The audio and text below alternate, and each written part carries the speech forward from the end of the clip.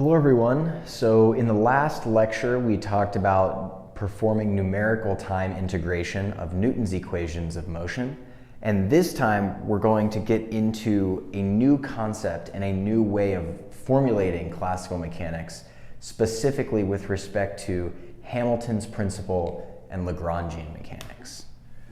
So this will be lecture 4 on Hamilton's principle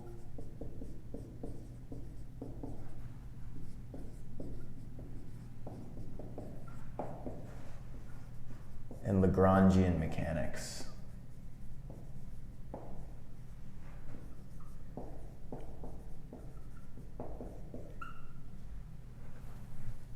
So really, the idea behind reformulating classical mechanics is that we're going to find that in general it's really hard to keep track of all of the coordinates of the particles in the system just using something like Newton's equation of motion. And so we're going to actually need a way to reduce the number of coordinates or to keep track of these coordinates in a more systematic way, and this will eventually lead us into sort of the formulation of classical mechanics that we'll see in statistical mechanics. So to begin, let's talk about specifically what is the Lagrangian. So the Lagrangian is a quantity. We denote it by the letter L, and it's defined as the kinetic energy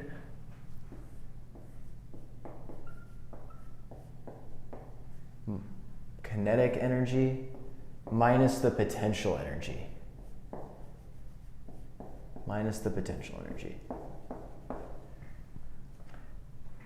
So this is an interesting quantity. Let's just do a quick example to just think about what this might mean. Let's imagine you had some particle in a gravitational field and you're holding it and you drop it and it starts falling. Well, its gravitational acceleration will be minus mg, right, in the y direction. And its kinetic energy at any given point, so the L of this system, its kinetic energy will be 1/2 mv squared, where v is how fast it's moving at any given point, minus its potential energy, which if we define, the distance above the ground that this particle is by some variable h, let's say, then the potential energy will be something like mgh, right? And this will be the Lagrangian. Of course, as the systems get more complex and you have more particles, these Lagrangians get more complex and interesting. But this is just a quick example. So the Lagrangian is a really interesting quantity, but before we see why it's interesting, I want to introduce another concept, another definition, and that is action. Now, action is a quantity that we denote by this curly L, and it acts on a path of a particle. When a function acts on a function, we typically will write that its dependence in brackets rather than in maybe the more familiar thing where you have parentheses. So in a normal function f of x, where x is some number in, let's say, in real space, but the Lagrangian is actually going to take a path in a function z, and z in general is going to be a function of t. Now what exactly is this z? Well, in general, if we have a system, let's say our particle starts here at time t1, and then it moves through space somehow and ends up somewhere else at time t2. Well, the path that the particle takes is what we are defining as z of t. So the action is going to take in z of t as a variable. Now, how is this defined? We define the action as the integral from t2 to t1 of the Lagrangian of z. Now, when you look at the Lagrangian, this z of t is a position coordinate. When you think of the kinetic and the potential parts that are in the Lagrangian, one of those is going to depend on the position, the potential energy part, and one is not. One is going to rather depend on the velocity, right? So this is going to depend on the velocity, this is going to depend on the position. So the Lagrangian is in general going to depend on the position and the velocity, which we'll denote by z dot, because it's the time derivative of the position. And we're going to integrate that over time. And this is our action. So the action is the time integral of the Lagrangian over the motion of some particle along a path z of t. Let's consider a path that a particle takes in time. So a similar graph to what we just drew before. We have some particle, time t1, and it travels to some new position along a path z of t. Now let's suppose we construct a new path. We're going to call this new path z prime of t.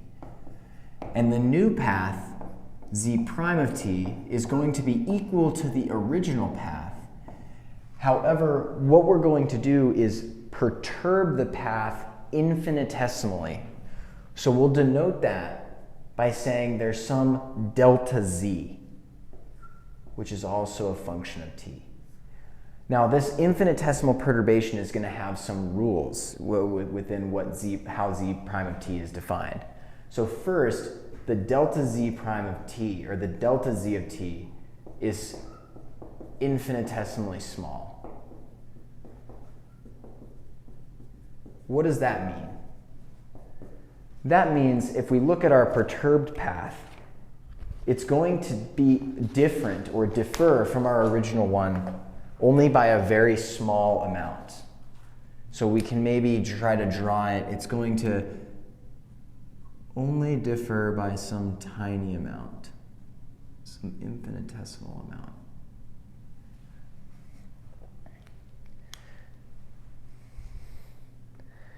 Now, one of the other rules for our delta z of t is that our delta z at t0, or we define it as t1 here, at its initial point is equal to 0. And also that delta z at t2 is equal to 0, meaning that the starting and ending point of the path is the same. So they start and end in the same place, but z prime of t is going to take a different route there. So the blue is z prime of t. So now that we've defined our perturbed path and some properties of the perturbed path, we're going to introduce an extremely important result known as Hamilton's principle. Hamilton's principle. What this result says is that for any delta z, any possible delta z we could choose, so for any delta z, that the difference in the action between z and z prime is 0.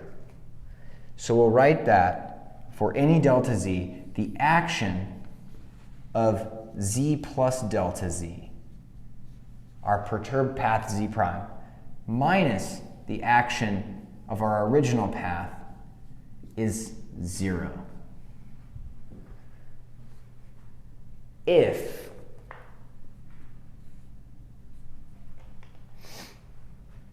z at t1 is equal to z prime at t1, and z at t2 is equal to z prime at t2. In other words, only when the endpoints of the paths are the same. And we already established this condition. So this is a really important principle, and what we're going to see is that by using Hamilton's principle, we're actually going to be able to derive a new set of equations of motion called the Lagrange equations of motion. Let's take a look at the consequences of Hamilton's principle. So we're going to rewrite our z plus delta z minus the action on z is equal to 0. Well, let's explicitly write out what we mean by this action. Well, the action was just the time integral of the Lagrangian. So this difference is actually just directly equal to the integral from t2 to t1 of the Lagrangian of z plus delta z, comma z dot plus delta z dot, this is the perturbed velocity, minus the Lagrangian of z dot, our original Lagrangian, dt.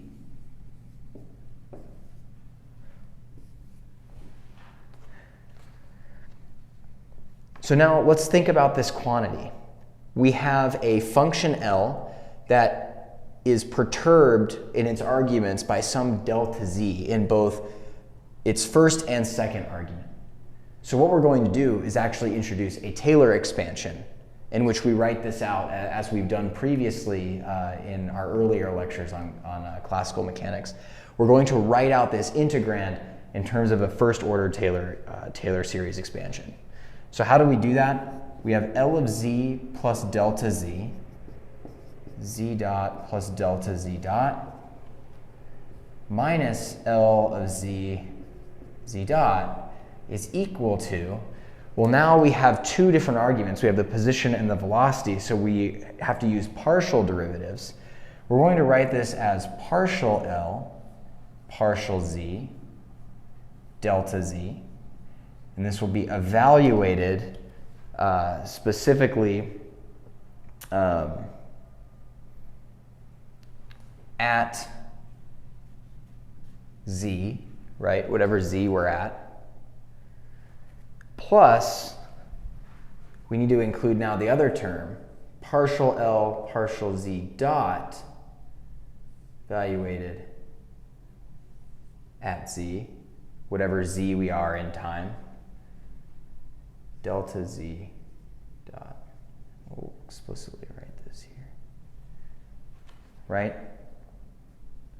Plus, of course, we would have higher order terms. We would have the second derivatives of all of these, but we're going to make the first order approximation and say plus higher order terms. So now let's rewrite this guy, this second line here. So let's rewrite this guy as we now have t2, the integral from t2 or t1 to t2 of partial L, partial z, delta z, plus partial L, partial z dot, delta z dot, dt. Okay, we're making some progress. Notice we've dropped these higher order terms. So I've just rewritten the equation that we just solved for using the first order Taylor expansion on the difference in the Lagrangians between our perturbed and unperturbed system. And now what we're going to do is do a quick aside to sort of investigate some properties of this integrand here.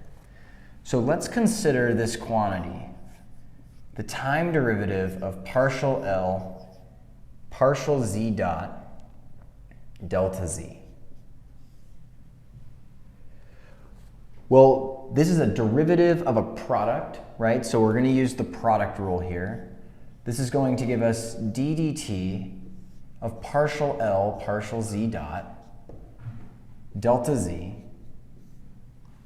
plus, and we need to be careful, right? d dt only applies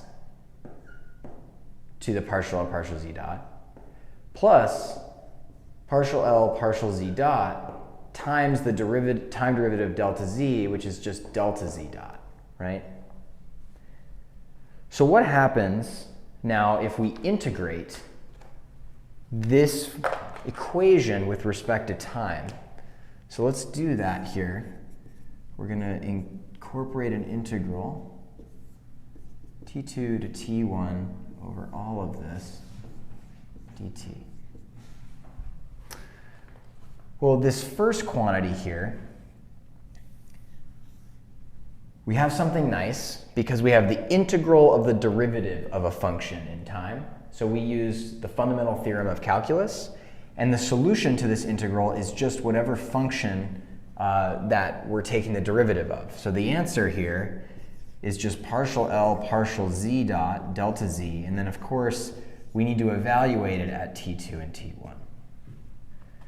Now this is equal to the integral t2 to t1 of d dt partial L partial z dot dt, or delta z dt, delta z dt, plus the integral, we're just breaking it up into two separate integrals, and you'll see why in a second, partial L partial z dot delta z dot dt. Now there's something really nice happening here. So when we evaluate this guy, what we're going to have is some function partial L partial z dot delta z at t2 minus, so partial L partial z dot at z at t2 delta z at t2 minus partial L partial z dot z at t1 delta z at t1. Now remember that we required that delta z at t, or this would be t2, is 0, and delta z at t1 was 0. So this is 0, this is 0. That makes this entire term 0. Well, that's nice, because now we can actually write a relation between these two integrals here. And so what we end up obtaining from this little aside that we've done is that the integral of d dt partial L partial z dot delta z dt is equal to, and this is from t1 to t2, is equal to the integral of partial L partial z dot delta z dot dt. Now, do we notice anything about this equation that can help us make some progress on this equation? Well, we have this partial L partial z delta z. That's nowhere to be found in here. But we do have this partial L partial z dot delta z dot integrated in time. Well, that's just this guy, right? So what we're going to do is we're actually going to replace this with what we just discovered here in this aside. So we're going to substitute this into our original integral, and we're going to obtain that our total difference in the Lagrangians is equal to the integral of partial L partial z delta z. Now, and we had, it looks like we may be missing a minus sign here, minus d dt partial L partial z dot delta z, and this is all, of course, dt. So let's investigate this integral a little bit further. So remember, this was equal to the difference in our Lagrangians, right? In our perturbed Lagrangian, or action, sorry, the difference in our action between the perturbed action and the unperturbed action. And in fact, because I mixed myself up here, remember only the path goes into the action here. So this quantity is now equal to, and I'm just going to rewrite this integral in a little bit different of a form. this is going to be equal to partial L partial Z. I'm going to pull the delta Z's out here, minus d dt of partial L partial Z dot times, I guess we'll use the right brackets here, delta Z dt. So let's think about the consequences of Hamilton's principle now. We know that for the path we've constructed that this difference here is 0, right? This was Hamilton's principle. And remember, not only was this difference 0, but it was 0 for any delta Z. For any delta Z. Well, what does that mean about this integral? Well, if I choose delta Z to be anything, and it can be arbitrarily any choice as long as it's infinitesimally small and shares the same starting and endpoints as the initial path, then this integral has to go to 0 every time. The only way for that to be possible is if this part is always 0, no matter what choice of delta Z you have. So that means that partial L partial Z minus d dt of partial L partial Z prime, or Z dot, is equal to 0. This equation is called the Lagrange equation of motion.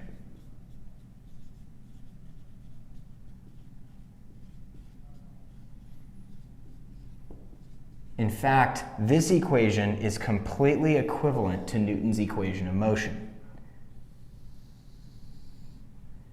So this is a very important result and a reformulation of classical mechanics, which we've constructed by just defining some new properties, the Lagrangian and the action, and invoking Hamilton's principle. Now, one thing to notice, within this derivation, we didn't say anything about what Z is. We said it is a coordinate that describes the path of a particle, right? But we never said it has to be a Cartesian coordinate or a polar coordinate or anything.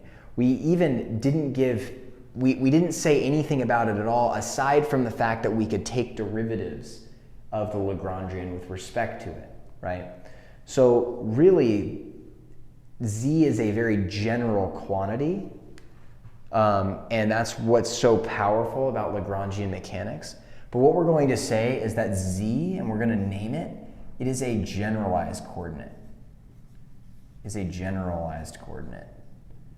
It's just a coordinate that keeps track of where the system is a generalized coordinate.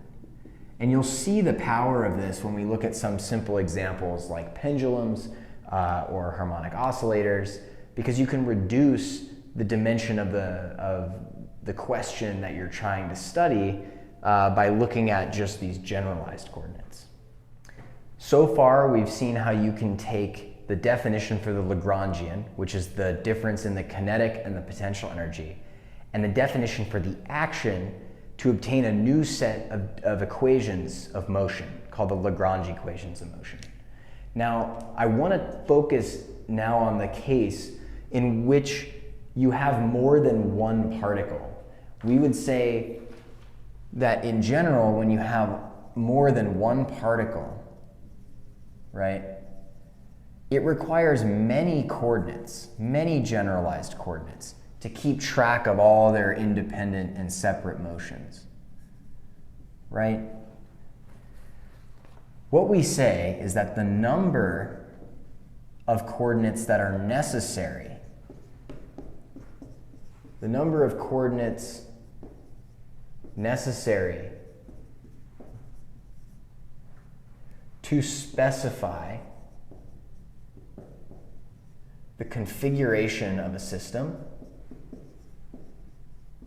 the configuration of a system is called the mechanical degrees of freedom. mechanical degrees of freedom.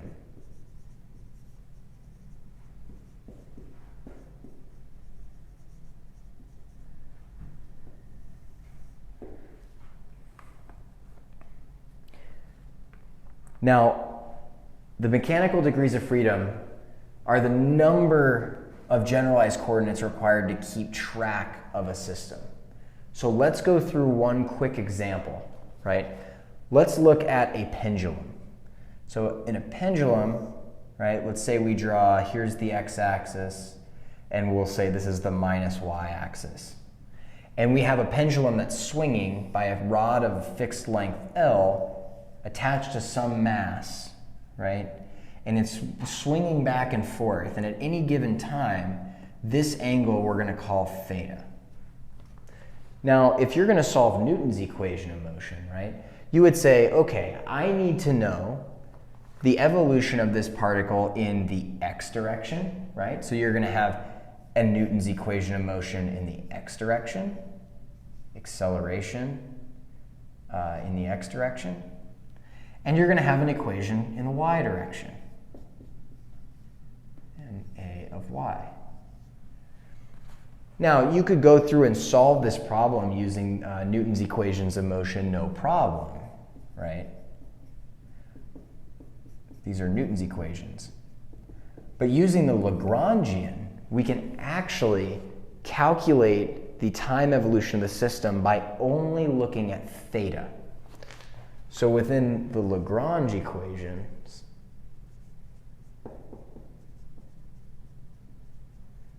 we can solve by only looking at an equation in theta. And we do that by specifying what x and y are in terms of theta. So I'm not going to go through the entire example in this online lecture. That was provided, that's provided in my lecture notes and also a potential homework problem. But what we'll find is that in this case, the number of generalized coordinates, or the number of mechanical degrees of freedom required to specify the motion of this pendulum, is actually only 1, despite the fact that it's moving in the xy plane. Now, as a more extreme example, so this will be the simple pendulum.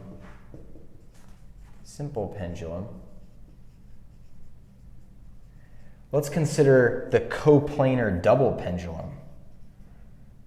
Now this is kind of an interesting problem. Let's draw it here. We have the same setup, x in the minus y direction. But now we have a pendulum that's swinging here, attached to a mass, and attached to that mass is another pendulum with a different mass. So we have m1, m2, and now we have angle phi 1 specifying the angle between the first mass and the y-axis, and we also have a new angle, phi 2. Now, if I'm keeping track of the motions of all these particles, I need to keep track of, for instance, the position x of particle 1, y of particle 1, and x of particle 2, y of particle 2. So you may be inclined to say, oh, we have 4 mechanical degrees of freedom, right? But if we write this in a clever way and we really think about the problem, we actually find we can fully specify the motion in just phi 1 and phi 2. So in that case, we can solve Lagrange equations of motion in only 2 generalized coordinates, right? So in this case, the degrees of freedom, the mechanical degrees of freedom, was 1 for the simple pendulum, and now for this coplanar one, it's 2. And you can imagine, you know, it's hard and kind of tricky to discover what are the generalized coordinates that can describe the system in the simplest way possible. So this is a very important concept, particularly in solving classical problems. And of course, these are quite simple examples. In the case of this class, we're going to eventually be talking about molecular systems and atomic interactions where there are countless numbers of atoms. So the question is something like this even going to be feasible? And that's what's going to bring us into statistical mechanics. But before we get into that, we need to introduce the idea of a sort of the generalized coordinates for an f degree of freedom system, where f is some random number. Well, not necessarily random number, but some arbitrary number. So let's write down the mechanical state and for a system of f mechanical degrees of freedom. So in general, we're going to call a mechanical state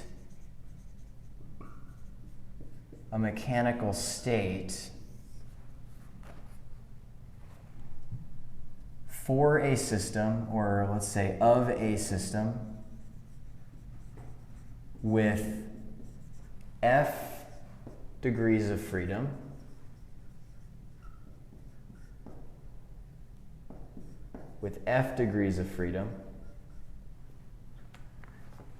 is specified fully by f generalized coordinates.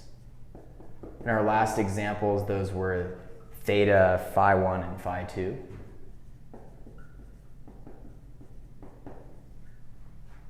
And f generalized velocities.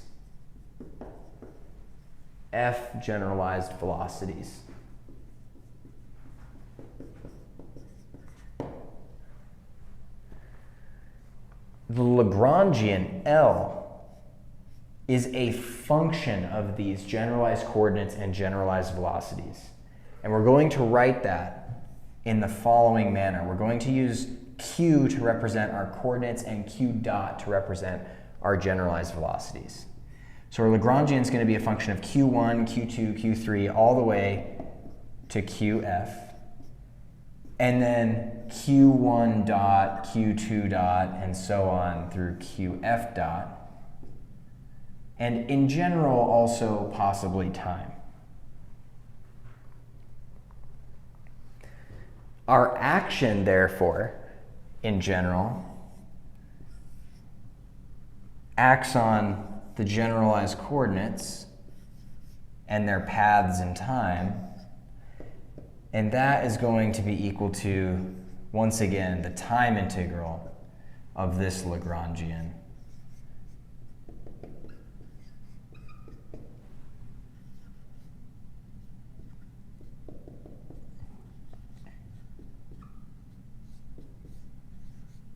Between two moments in time.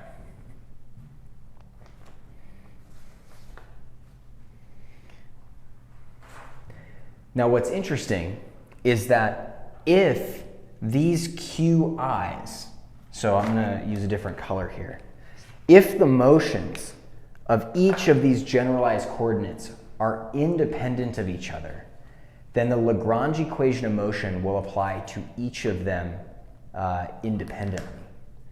So we write that as if QIs are independent,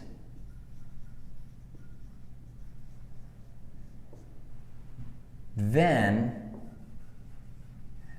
we will have the Lagrange equation of motion d dt partial L partial QI dot minus partial L partial QI equals 0 for each of them. Of course, if they're not independent, then that means these differential equations would become coupled and we couldn't solve them individually. So this is the general construction we're going to use, and we're going to rely on these sorts of functional relationships later in the course, specifically when we start to talk about things like conservation of linear momentum, conservation of angular momentum, conservation of energy, as well as deriving the final form of the equations of motion that we'll use, which are the Hamilton's equations. Now, the last thing I want to do is introduce two important definitions. So two definitions here.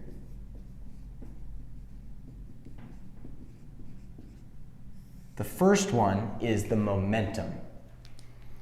Now, we need a generalized momentum. So in terms of these quantities, right? So that's where we're looking for something very general here. And we're going to say the generalized momentum is pi, and that's going to be equal to partial L partial qi dot. Now, let's just think physically what this might mean, right? So L is the difference in the kinetic energy and the potential energy. The potential energy doesn't depend on Q dot, right? But the kinetic energy does. So let's just think about this. If the kinetic energy is something like 1/2 mv squared, right? And we take the derivative with respect to v, in this case we'll write it as Q dot squared. And we take partial Q dot. Well, we're just going to get mq dot. But in the more familiar sense of momentum, momentum is just the mass times the velocity, and that's exactly what we get out of this little example. So this seems to make sense as a definition for the generalized momentum. So we're going to say that pi is equal to partial L partial qi. This will be definition 1. The second definition, I'm just going to erase this here, give myself a little room. The second definition is going to be the energy, or the energy function, is going to be defined as the sum over all of the particles, partial L partial qi dot, which you can remember from our first definition is just the momentum, times qi dot minus L. Let's think about what this one means really quick. So in the first part, we have the sum of all of the momenta times the velocity, right? So in our original example, if we write that the momenta was mi qi dot, right? We multiply that by a qi dot, we get an mi qi dot squared, something like this, right? And if we add them over all of the system, we're going to get something like all of the kinetic, or like twice all of the kinetic energies, right? Because the kinetic energy is 1/2 mv squared, but this is just straight mv squared, right? But now we're going to subtract our Lagrangian. Well, our Lagrangian is the kinetic minus the potential part. So we have minus the sum of all these mi qi dots, minus 1/2 mi qi dot squared. And now plus the potential part, right? So what does that give you? Well, these are just going to leave you with 1/2 mi qi dot squared plus the potential energies of I. And of course, if we take the sum over all of them, we're going to end up with what looks to be like the total energy of the system, the kinetic energy plus the potential energy. So this also kind of makes sense. And we define this specifically so that we can look at new quantities in terms of these new generalized coordinates that we've come up with. So the goal, and essentially what we're going to do next time, well, not next time, but the time after, is we're actually going to use these definitions and these generalized coordinate ideas to derive the Hamilton equations of motion. And with that, we will actually be done with classical mechanics. But first, we want to look at the consequences of studying these Lagrangians and try to see if we can determine interesting properties of physical systems, including the conservation of linear momentum, conservation of angular momentum, and finally, the conservation of energy for a time-independent Lagrangian. Thank you guys very much, and I'll see you next time.